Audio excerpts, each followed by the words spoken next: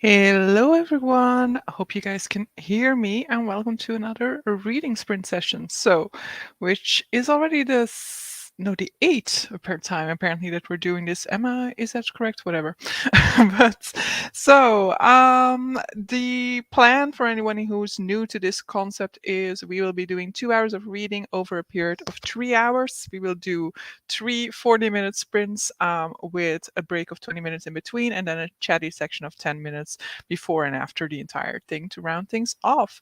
Now, first order of business for anyone who hasn't voted yet on my most recent poll on my community tab. You guys still have the power to choose, but it is severely leaning in one direction, so most likely you don't get to choose anymore. I very last minute decided to basically let you guys control my reading this month, basically meaning that whenever I will be close to finishing a book, I will send out a question into my community post asking you to vote, not on a particular book, though maybe I'll do that later in the month, but on something like, do I mood read or do I read an obligation book, for example? So I did that the evening before the 1st of March. You guys voted for me to finish some of my current reads. I did finish one and I am about to finish the other one, 6% to go. So that one will be done during the first sprint. And so I need a new read to pick up when we get to the first sprint. Let's first catch up on some comments before I go into that. Hello, Larissa. Hey, Raf. Hello. Hello. Hello. I'm so behind, so behind, so I need to knock off some pages. The month has only just started, tough tea, but maybe you have some backlog from February still, because have you finished Royal Assassin or are you still making your way through that? There's a poll. Yeah, normally if you go to YouTube on my page or somewhere in your feed, you should see a poll from me.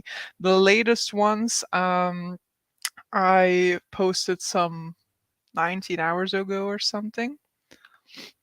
These community pages are essentially invisible. I never see them nor know to check them. Yeah, they like pop up in your home screen, I think, on YouTube somewhere along the line. But indeed, if you're always going to the subscription page, for example, I don't think you see them in there neither. Hello. Have a feeling they do not work on iPad, so I'm boned anyway. Oh, that's possible. I mean, they definitely show up on the YouTube app on my phone, for example. But yeah, I don't have an iPad, so I don't know. The month has only just started, but I've only half finished my February books. Yeah. So that's the backlog, I guess. Hello. Oh, I just posted a poll on the Book Club's app about, yeah, I got the email about the book club.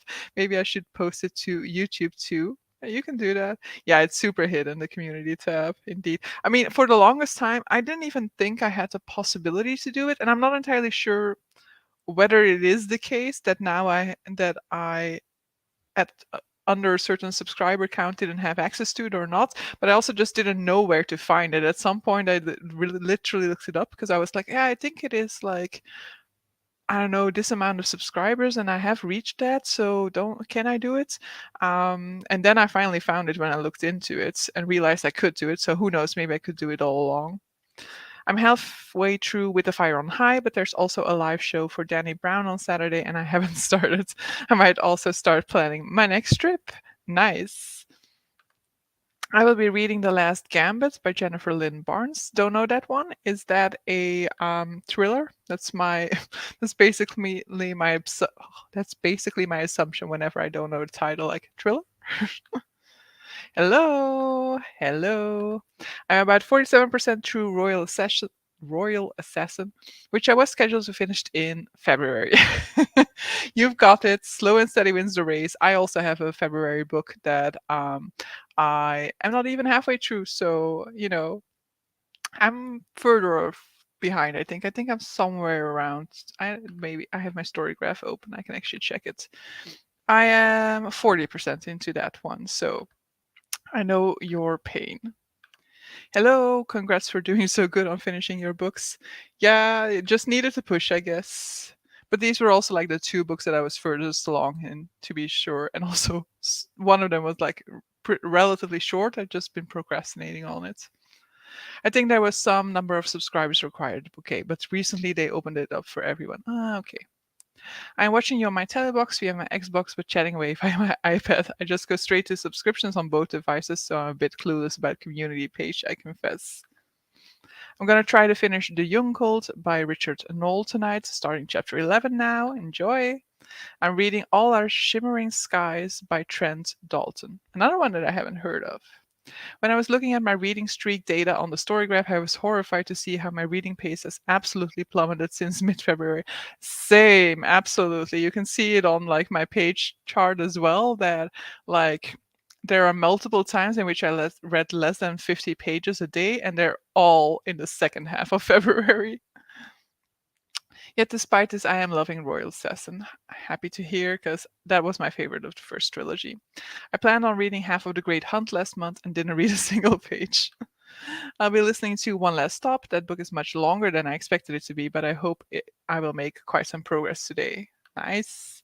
Hello. I won't be able to join this week, unfortunately, but wanted to say hi. Hello. Have fun doing whatever else you are doing instead. So I'm like kind of caught up for a second here. Hey, Paramita. So the poll that I put on my channel, which I'm going to be checking at some point, but like it was like I think 83% in favor of one option and like whatever is left in favor of the other option. Where's my cell phone gone to? Ah, cat is sitting on it.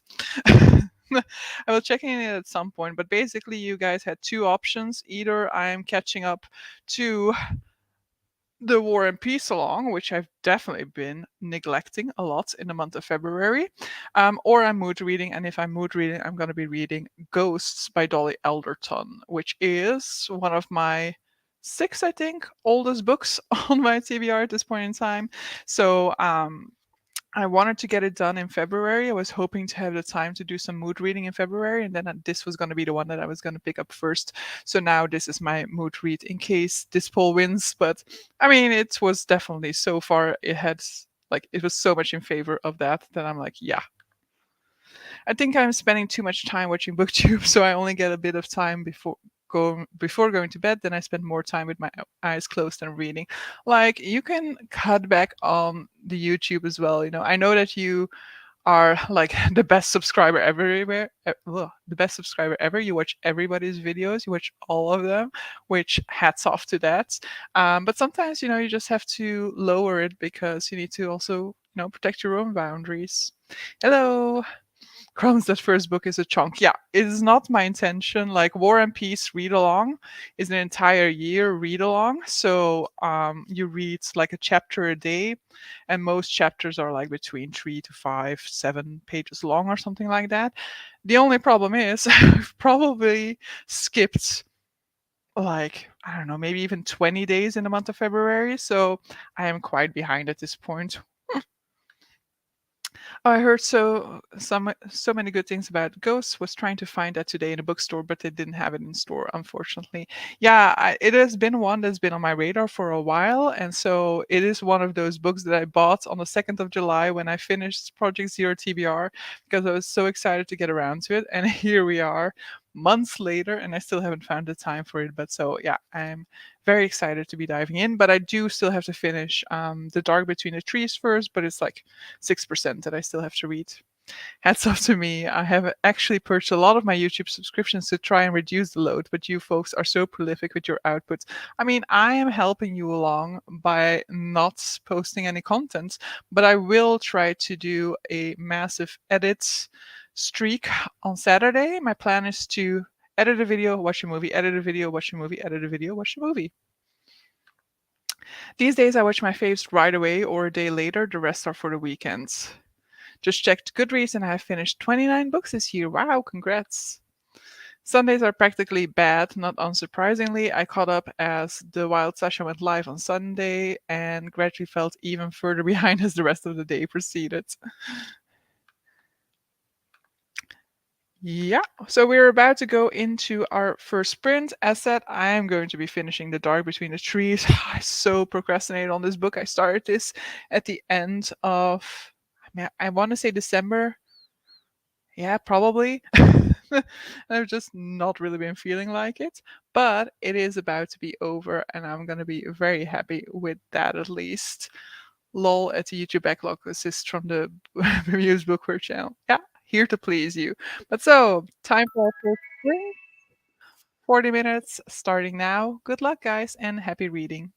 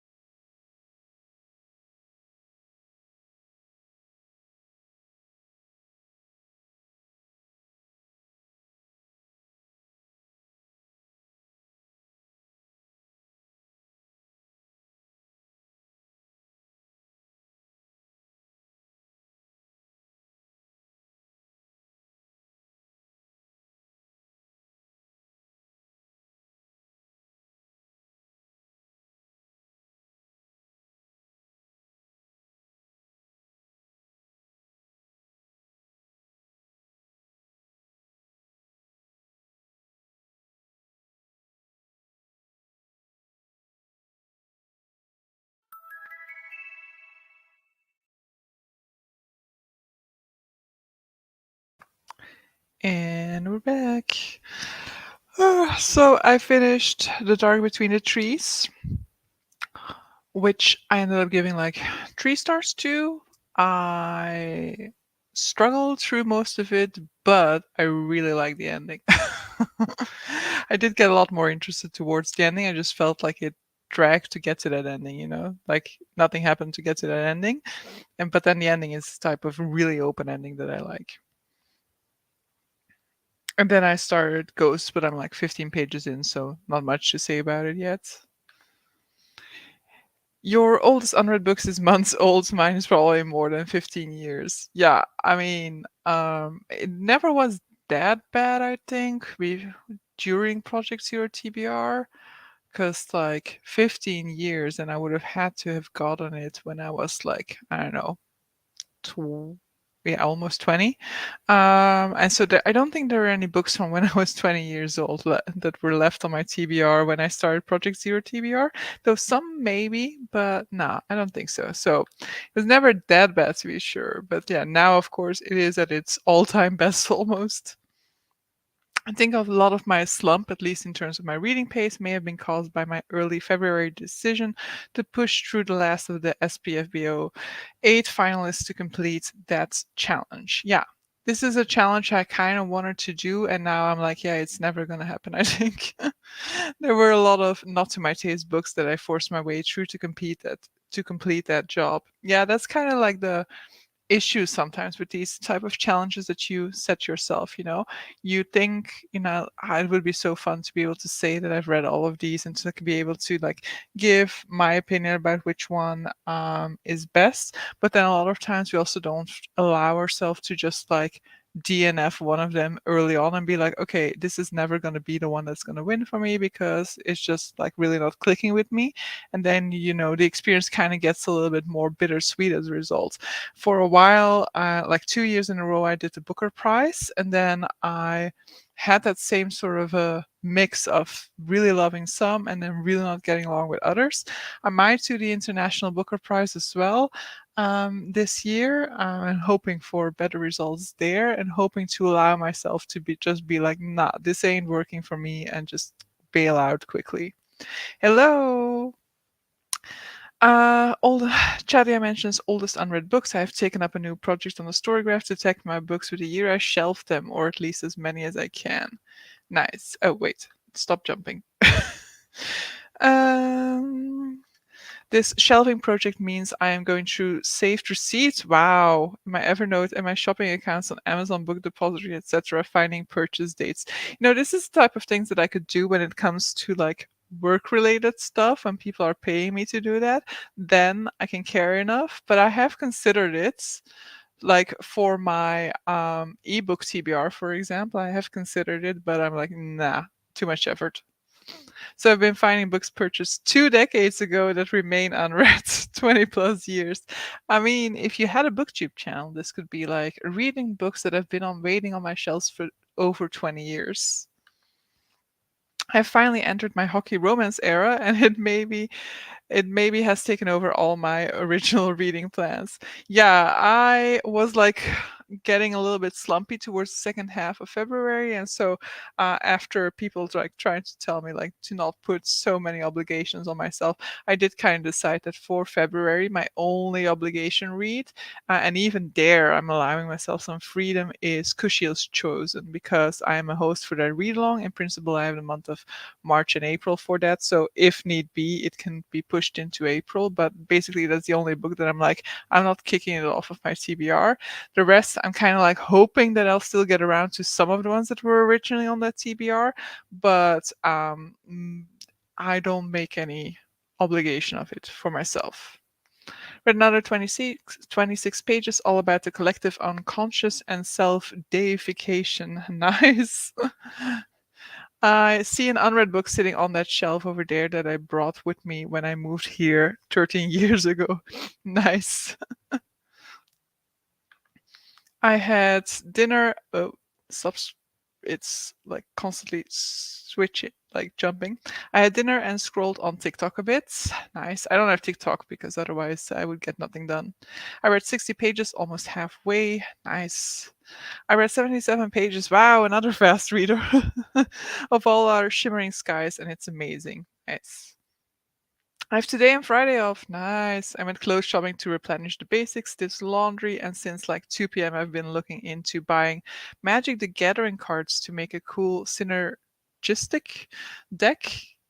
Nice. I don't know much about Magic the Gathering, but that's nice. Trying to decide whether to go to the office tomorrow. Boss asked the entire team to go for lunch together tomorrow. She's not paying.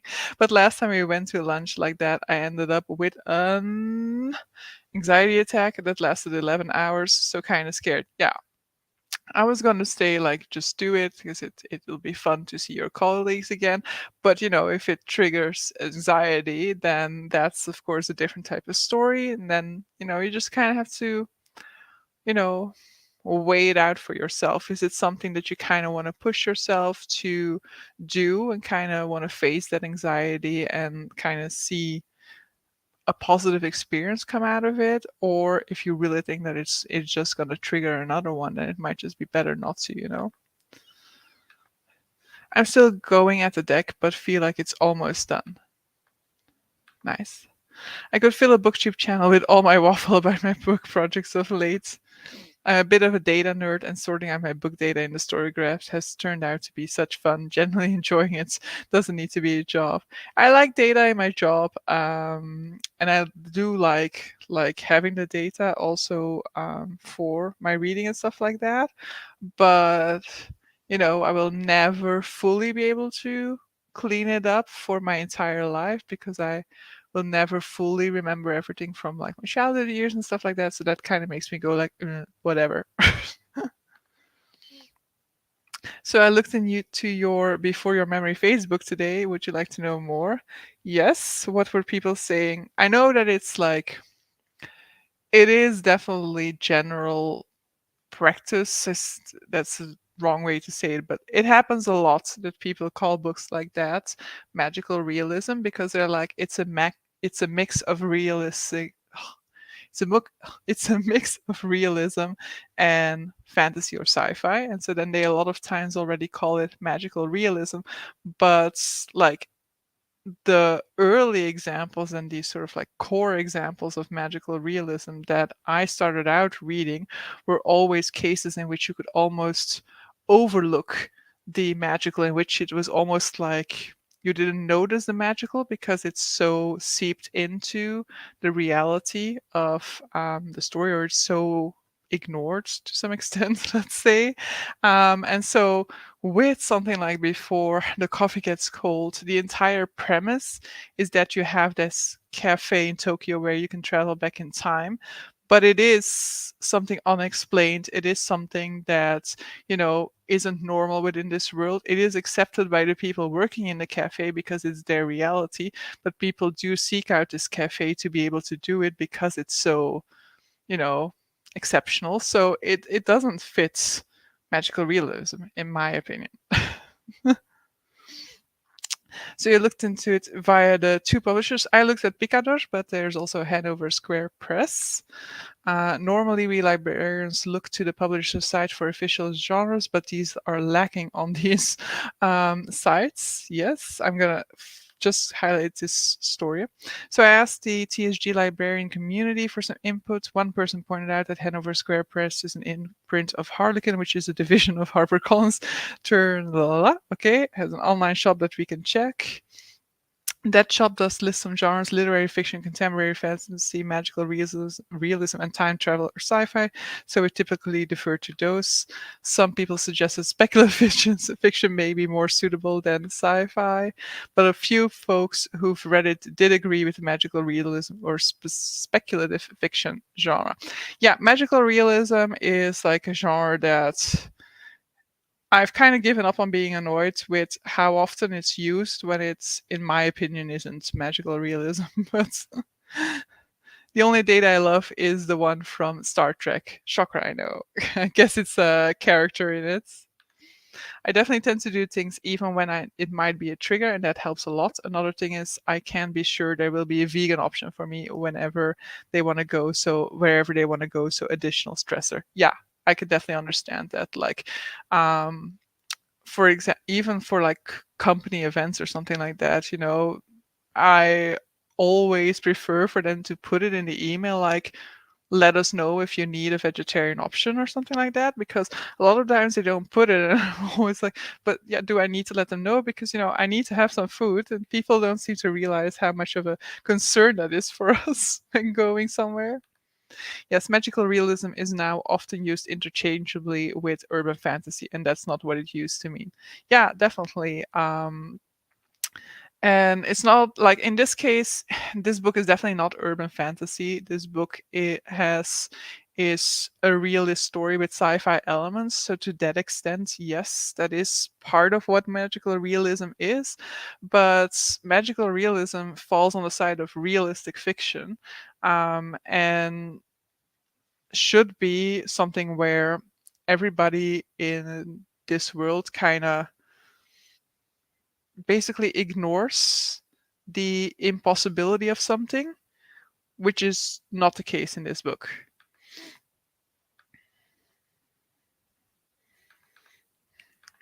Thus, I'm afraid I made no changes to the data for you at this time. Sorry, no worries. Like, magical realism is a very difficult category when you're a fan of it and you want to find other books in the genre, because when you look at like thank you for trying, when you look at like lists of magical realism, you come across books where you're like, no, that's not magical realism. Like Neverwhere by Neil Gaiman is not magical realism, it's urban fantasy, absolutely no doubt about it. There are some cases like Before the Coffee Gets Cold where I'm like, yeah, I can see why you're saying magical realism, and it's like a blurry line. But with Neverwhere, it's like it's clearly urban fantasy. Yet it is a character. He is an android. Nice.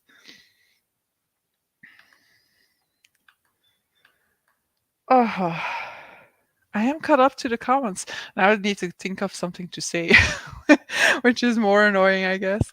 Um, I actually hauled some books from the library this week, and you might actually get a chance later within the month to make me read some of them because, as I said earlier, I have removed a lot of my obligation reads, but so I did go to the library to get one of them, to get Before They Are Hanged by Joe Abercrombie, which is the second book for the Catch Up Book Club, who are reading the first Lost Years.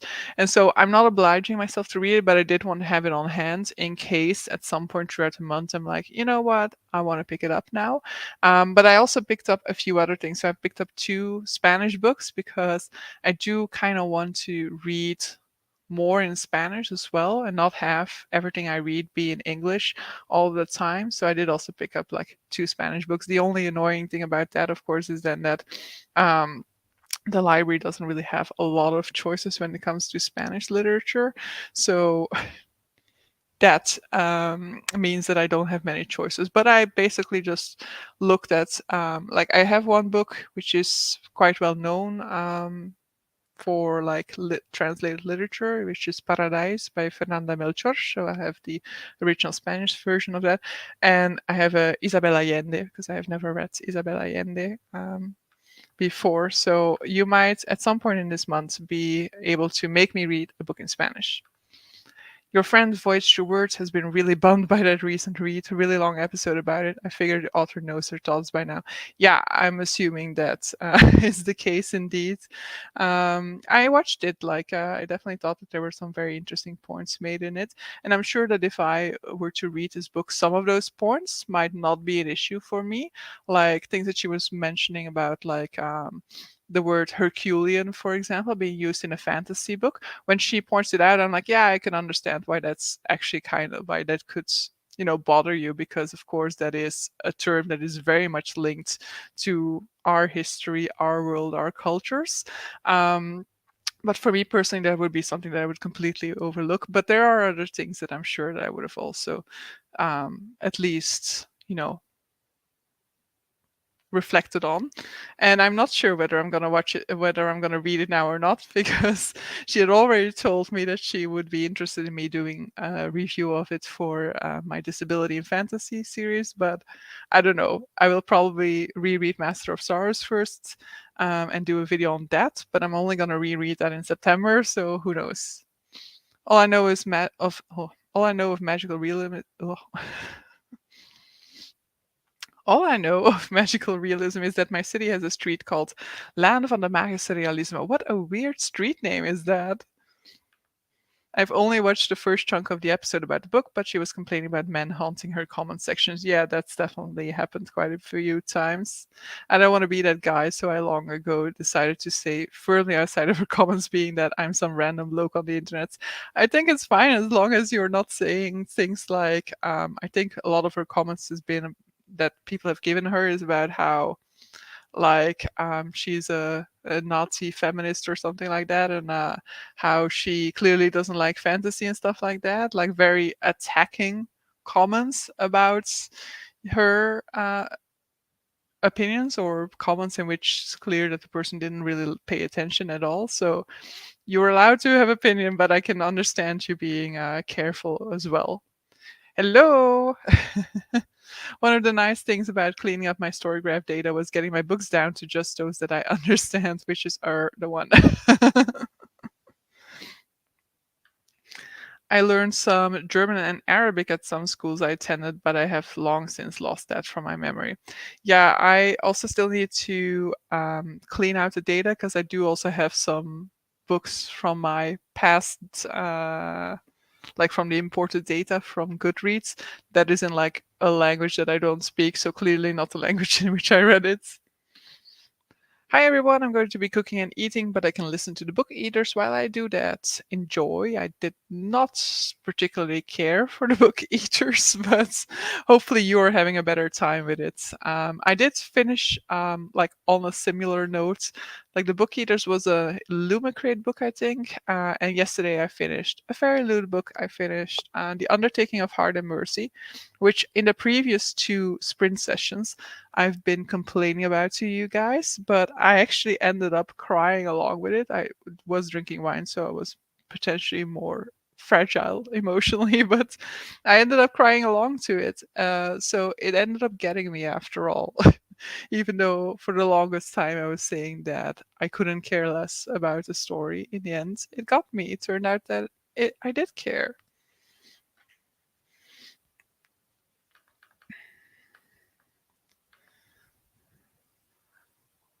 During the previous sprint, there was a very nice example of my cat's behavior to one another that I don't know whether anybody saw, but at one point they were both sitting on my lap. And then, of course, this one over here had to kind of half attack fate, because she does not like to share. She doesn't like to share my lap with her sister. I'm having a bit of a tough time this week. Oh no, hope you're doing well. But I'm trying to finish Speaking Bones by Ken Liu before an interview on Saturday. Nice. It's an interview on somebody else's channel, or it's on your channel? Yay. I also cried. It's like, yay, thanks for sharing the misery. One of the other graphs to get cleaned up is the format pie chart, which if yours is anything like mine, will have X books have no format assigned. I have to clean up 90% of those. I haven't really checked that. I never got that book from Fairy Loot. Fairy Loot, lol. Is it YA or adult subscription? It's adult. It was adult. Yeah, there were smut scenes in there as well. It's definitely adult. Do you have a list of 10 books that caused you to well up with tears? Oh,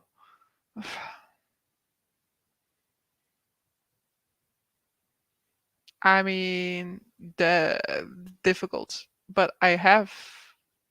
But whether I can actively remember them is something else. Like, yeah, Harry Potter 5 is the first book that ever made me cry out loud while reading. So definitely that one would be on there. Before the Coffee Gets Cold, definitely cried with that one. I teared up at some point in sort of Kai again. I definitely cried a lot in a little life, cried or welled up with this one, The Undertaking of Heart and Mercy, but there definitely are other examples. I can think of two or three off the top of my head where I was definitely affected, shall we say. Yeah. It's with Steve and Yolene and Taylor and someone else I don't know, and it's from Yo, not for the least of it, definitely. So, time for another sprint, guys. See you back in 40 minutes. Good luck.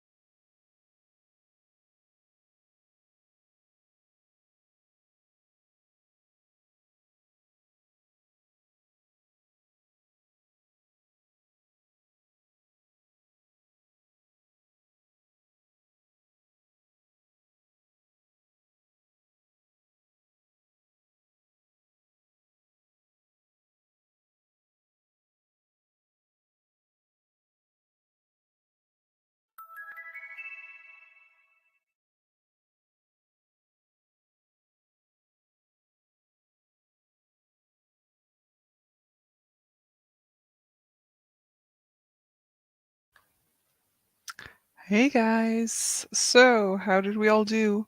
I think I only read like one chapter. It's definitely not going like it's not a fast-paced read so far, but I'm also like super tired because I think I went to bed after midnight yesterday, and so today has been a little bit of a struggle, and I'm feeling it. I already knew, like I was already falling asleep on the bus on my way home, so I already made myself a cup of coffee for these sprints. But definitely, I'm starting to struggle to some extent, and also because the story is just getting started.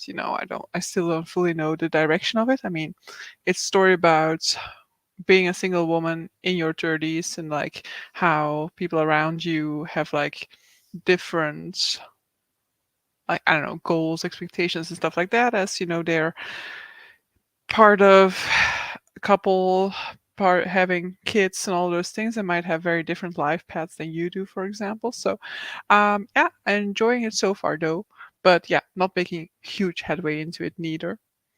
Let's see, we were talking about books that made you cry. uh and Larissa brought up a really good one. A Monster Calls definitely was a big cry book for me.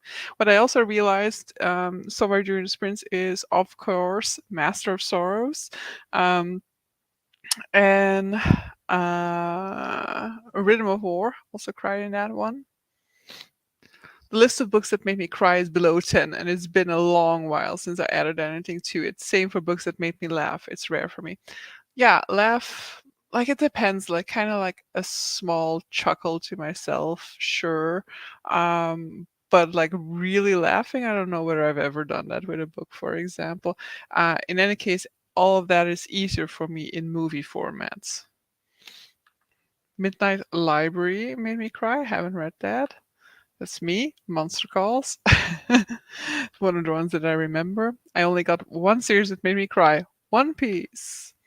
And The Hero of Ages, Mistborn Book 3. Yeah, I don't think I cried with that. Maybe the first time, I don't really remember. The Hero of Ages did not have a huge impact on me. On rereads, cannot really remember much about the first experience with it, but because I cannot really remember much about my first experience with it, I assume I also didn't have as much of an emotional reaction to it. Hey Judith! I listened to a couple of chapters and then had lunch while watching a video. Nice. Read 13%. Nice. Had a chat about Le Guin's Left Hand of Darkness and East German poetry over a beer with my flatmates. Nice. I have yet to get a mental clock that ticks off these 50 minutes. I have to keep checking my device to, to ensure I don't read too long. It's 40 minutes, so if you're counting 50, then you're definitely reading too long.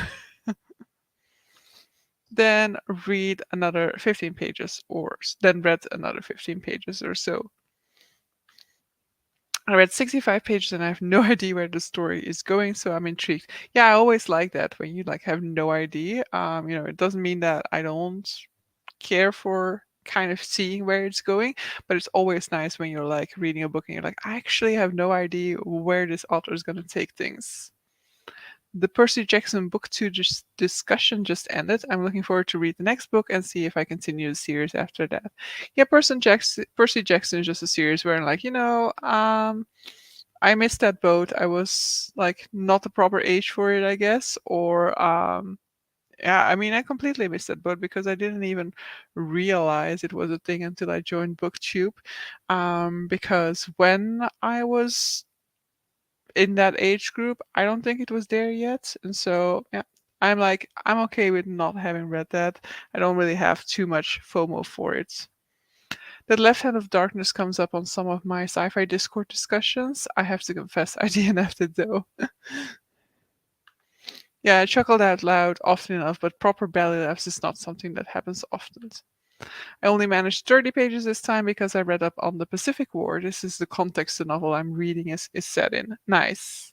Yeah, I don't often do it like while reading. Sometimes, though, it makes sense. It would probably be an enhancement to my reading experience. Like a lot of times, I'll be like, "Yeah, I have to look this up after I finish the book," but it might actually make more sense to do it while you're still reading it. It's music for me. TV, film, musical. If it's a song, it can probably make me cry.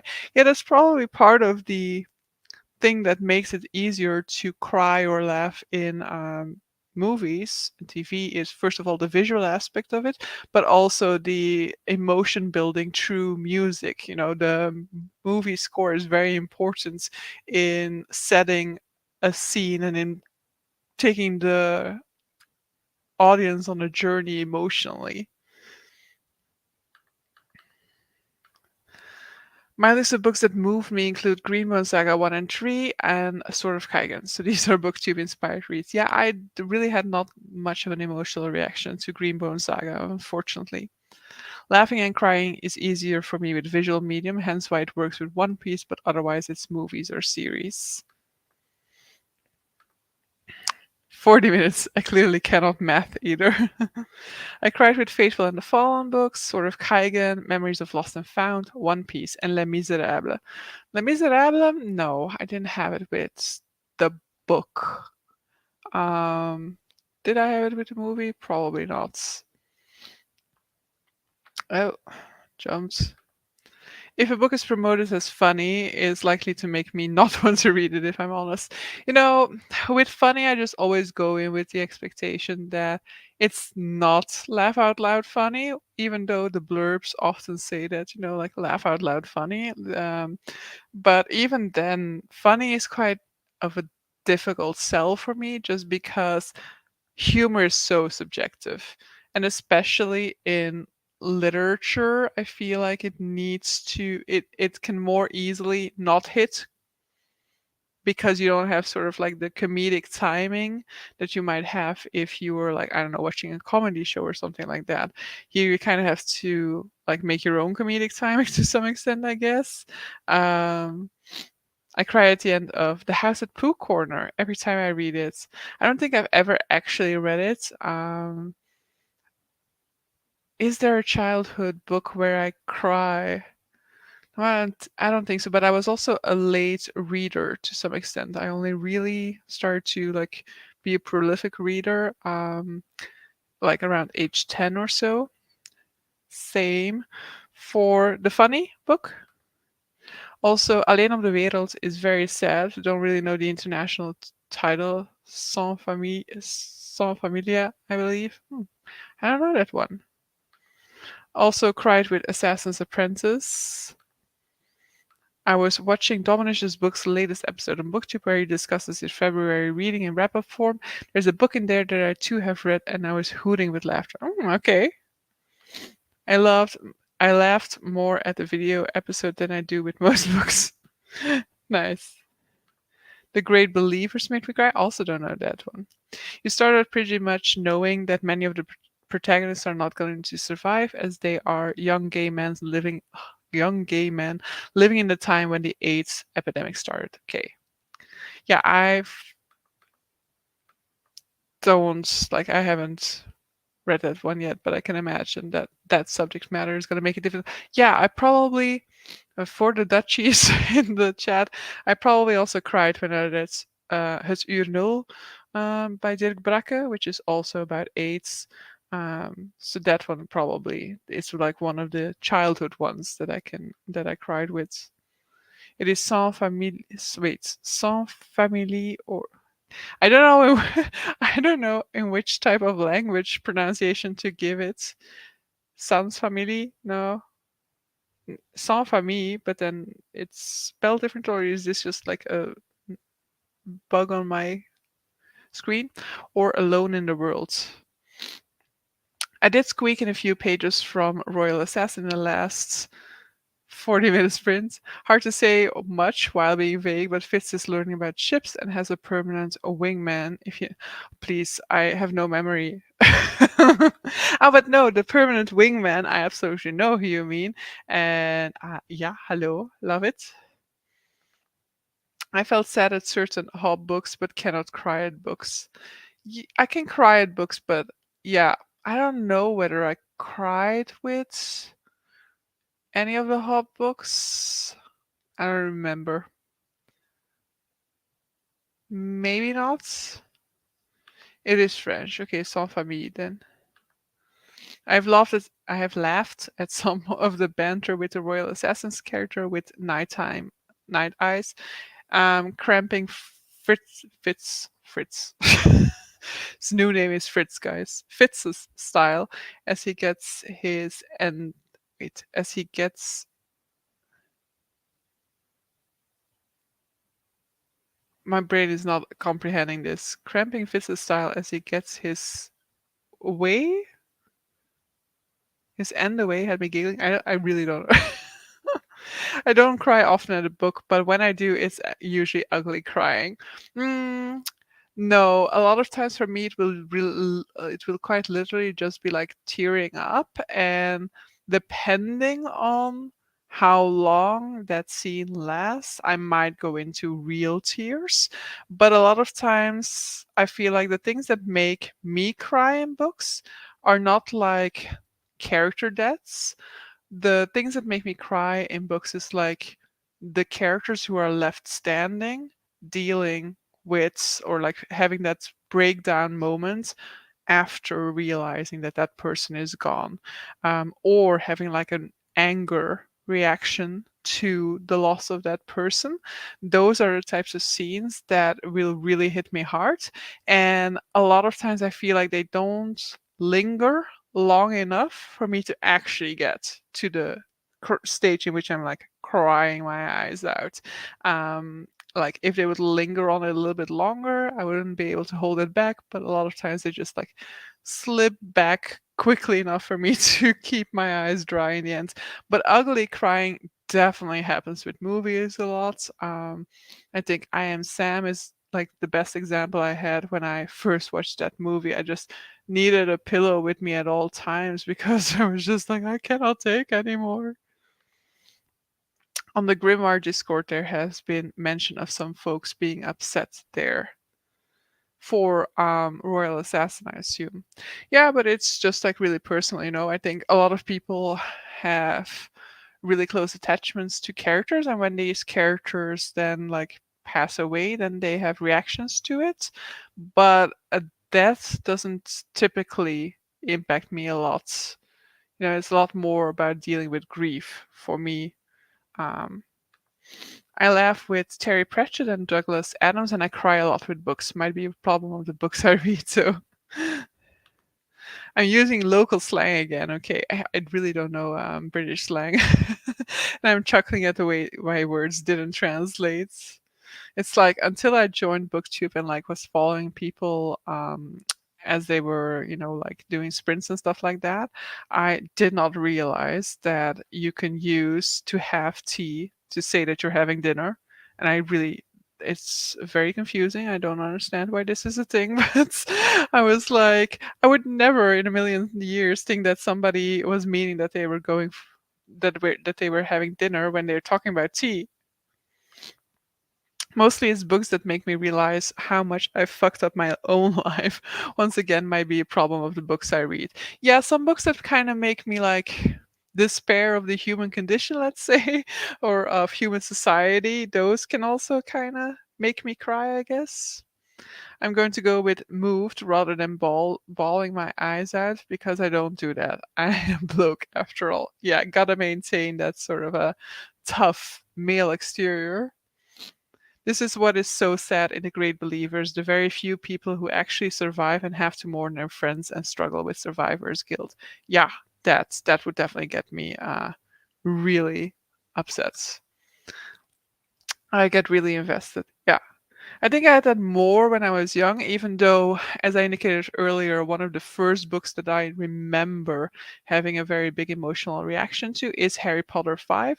And there it is exactly what I explained earlier. It is the reaction of a character to having lost somebody who is extremely close to them that got me. It's not the loss of the character itself.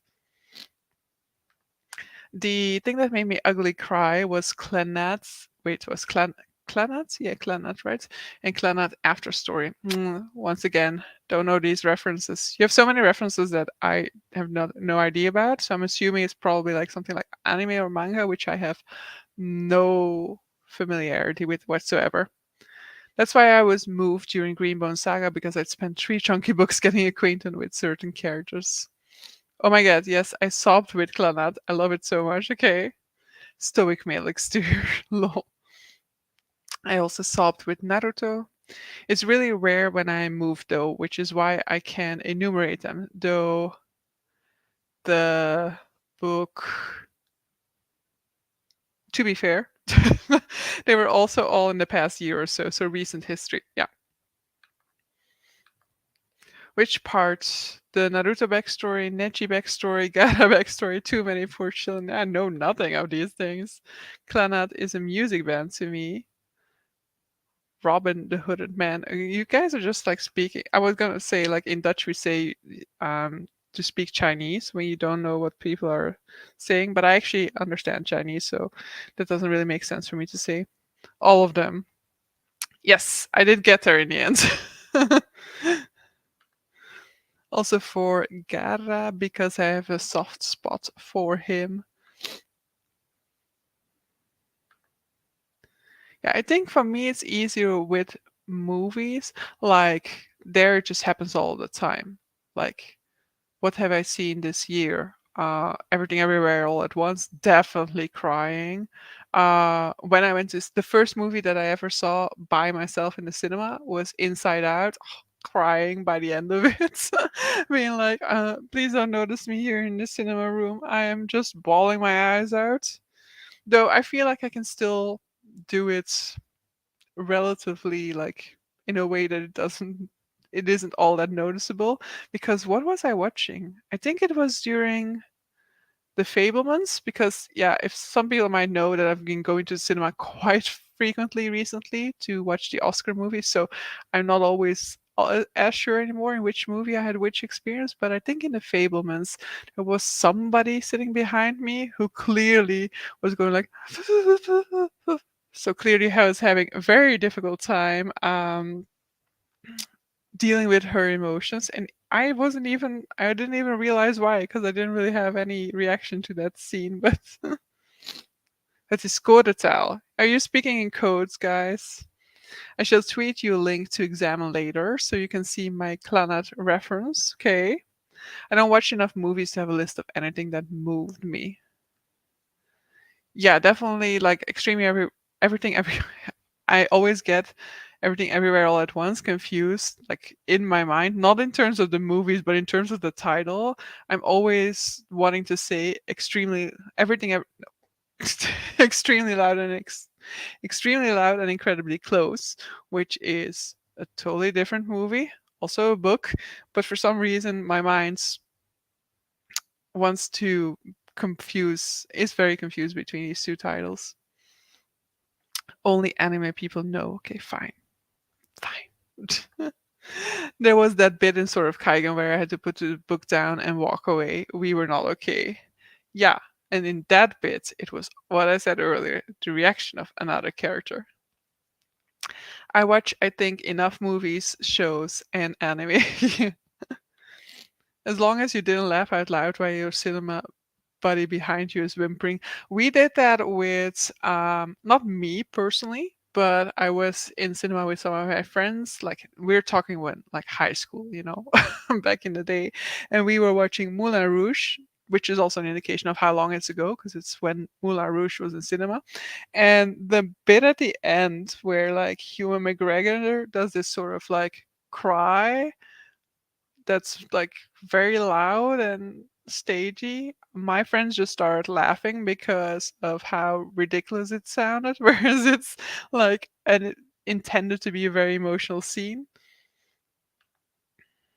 Angel Beats and Grave of the Fireflies are other examples of tearjerker anime. The problem is I have watched Grave of the Fireflies and I don't remember crying in it, but I know my friend was like, "How can you not cry?" I cried the entire movie, and now I don't have any memory of this movie at all anymore.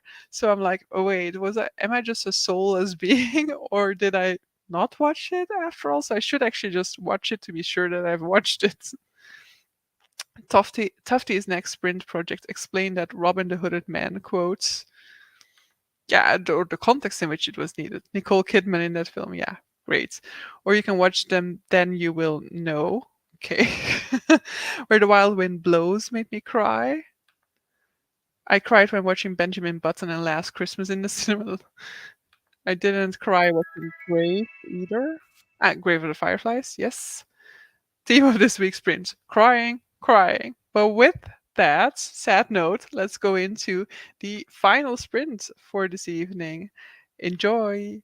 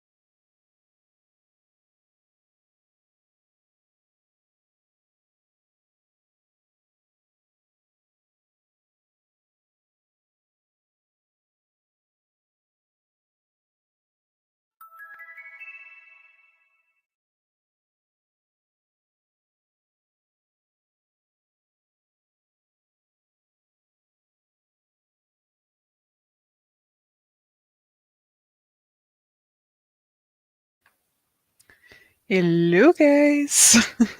So we did it. 2 hours of reading again. I, in total, during these sprints, I mean, I don't know the total, but I am 70 pages into Ghosts, and I read 6% of The Dark Between the Trees. I have definitely chuckled already like 3 times in the 70 pages, so it definitely is something that is at least mildly funny. Not laugh out loud funny, but it definitely has its moments already. And it's definitely quite relatable for me as a woman in her 30s who's single and has a lot of friends around her who are not, though I'm not really looking for a relationship, so that part is not really relatable to me. Where were we? When the Wild Wind Blows. Okay. Elephant I was mentioning is a book, is a movie that made me cry. The Impossible is a movie that makes me cry. There are certain scenes that I kind of rewatch regularly when I just feel like crying, I guess, including the conclusion to The Impossible as well as the conclusion to 127 Hours. Browsing through an online secondhand bookshop and stumbled upon the Ghost book. Not that cheap for 10 euros though. Yeah. It's not always that cheap, secondhand, you know? And then you sometimes still have to pay like postage for it, and then you're like, yeah, it's becoming more or less what it would be, if I just bought a new copy in store. Oh, to be a cat laying on a soft surface, sleeping away, and they do live the life. Well, reading frail from me over here spent the bulk of the sprint in the Storygraph Discord discussing ISBNs and assisting with some non-English duplicate series checks, etc. Well, it is your second job. We'll try harder in the next one. Wait, oh no. Finish my book? Congratulations. You just get really good at one handed reading given all the cat calls required. I'm a two-handed reader as I protect my spine. This is why I need to break the spine sometimes, in order to be able to hold that book open one handedly. I did also at some point actively crack the spine during the sprints, as well as dog ear 3 times, I think, in the sprint. So sorry for all the trauma that has created. Read 25 pages from Misery. Probably only a handful or two of pages in total here. For shame. It's fine. Just keep chipping away at it. There are not enough spare time units in a day for relationship shenanigans. True. I read 25 pages of Heart of the Sun Warrior. Really need to read all the other Asian mythology books I have waiting on my shelves because I love them. Yeah, it kind of depends for me because a lot of it is YA, and so um that is sometimes like not fully satisfactory for me. Then I like the sort of like cultural inspiration, but I'll still feel the same disappointment as I often feel with, traditional fantasy setting YA, where I'm like, yeah, I just want you to go harder, darker, deeper, denser. Almost done with the young cult and thinking about what to read next. Yes. How about a third through my book? Nice. I'm trying to wean myself off that rivalry outlet by ordering from other online shops. Rivalry? I don't know. It's like an example of a secondhand bookstore. But I'm always scared to be too hyped and be disappointed. I mean, disappointment is a part of life, If you read, I don't know, 100 books, it's normal that 10 or so of them will be a disappointment because, it cannot always be, like, it cannot always fully satisfy you. Dog ear trauma. The Storygraph librarianship can be a second job at times, investigating my own book collection and veering off at extreme tangents when I detect a data problem takes up a lot of time. But user tickets are okay. You also get like the user ticket. Yeah. You have like when they're saying that something is wrong in the data of a particular book, I guess. Rivalry as in Amazon. I don't know why the link rivalry. I don't know what rivalry means. Might go with Benedict Anderson's Imagined Communities. Okay. What is it about? What is the academic topic of that one?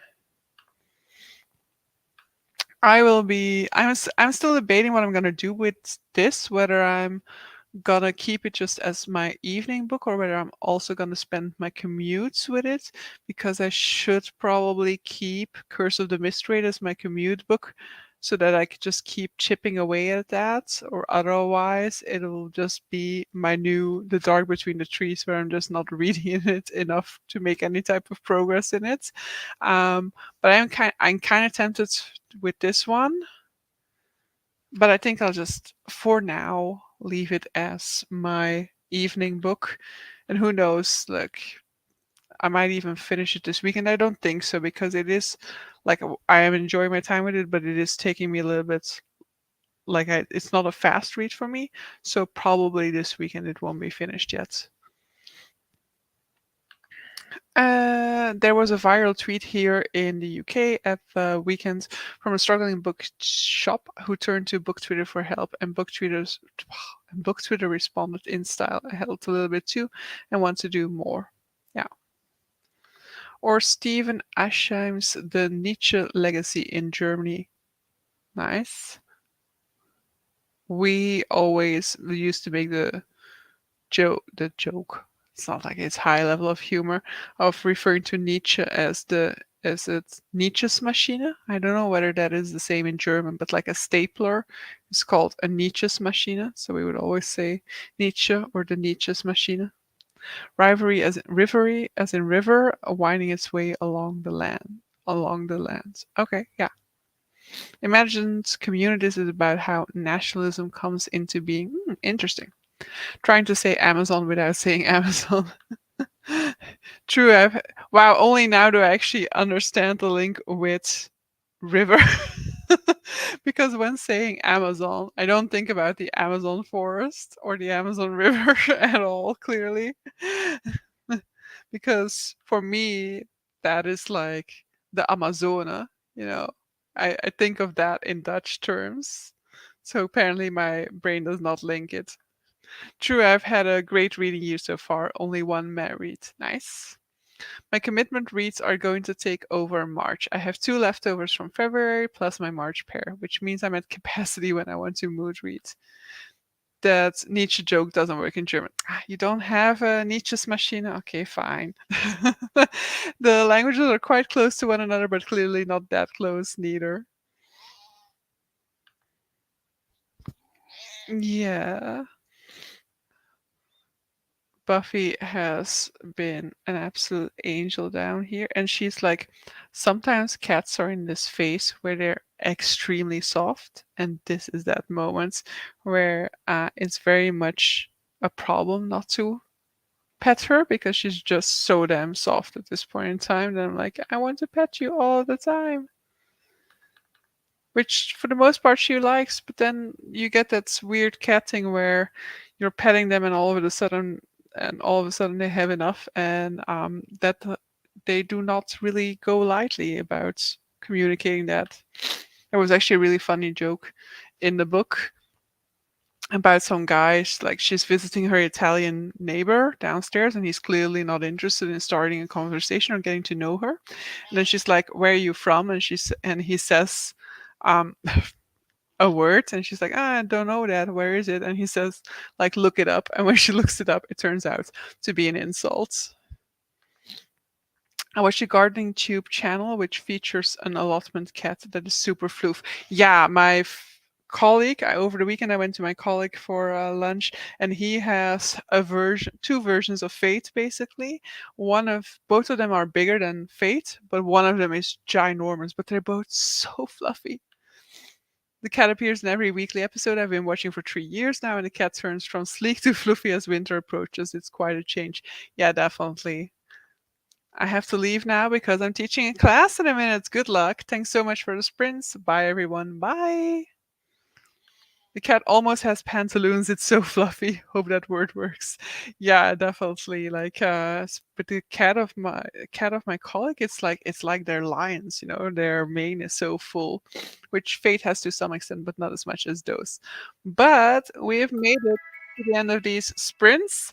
Thank you guys so much for being here. I will definitely be doing them again next week. So no worries. And enjoy the rest of your evening. You have earned an,